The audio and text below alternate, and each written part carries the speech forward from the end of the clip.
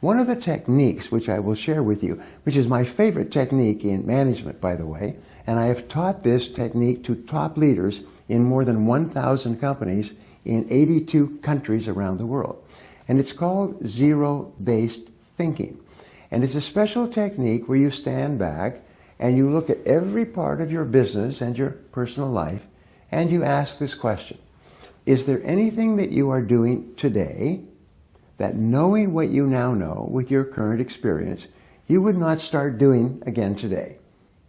Now, what we know is that in times of rapid change, you're always finding yourself in a situation where you are doing things today that you would not start again if you could think it over. So we talk about three areas in zero-based thinking. We say, is there any person in your business or personal life, is there any employee that, knowing what you now know, you would not hire this person, or you would not get involved with this person? And the question we ask is, can you tell if you're in a situation like this that you should get out of? And the answer is stress. When you experience stress on a regular basis, you have to stand back and say, would I get into this situation again if I could do it over again in the future? And if the answer is no, I would not hire this person, I would not get into this relationship, then the next question is, how do you get out of this relationship? How do you get rid of this person, and how fast? So it's very important. 85% of your unhappiness in business and personal life will be relationships. It'll be other people that you're frustrated with that you should let go and find someone else.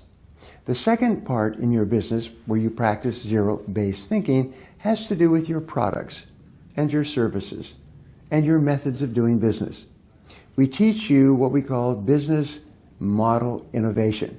Is standing back and looking at your entire business and saying, is this the best way to organize my business to get the very highest sales and profitability? Now, we find today, and according to the top universities in the world, is business models are changing every year. And some companies are going bankrupt because they're trying to use an old business model when it's time to develop a new business model.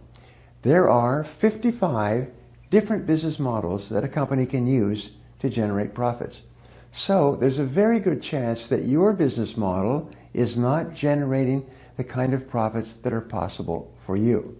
So stand back and look at everything and say, would I start doing this again today if I had to do it over? And if not, what should I change and how fast? And the third part has to do with any investments that you have made. If you've invested money in any part of your business, ask yourself, if I had this to do over, would I invest money in this product or service or marketing technique? The second part of investments has to do with time. Sometimes you invest a lot of time in a particular part of your business and it's not working.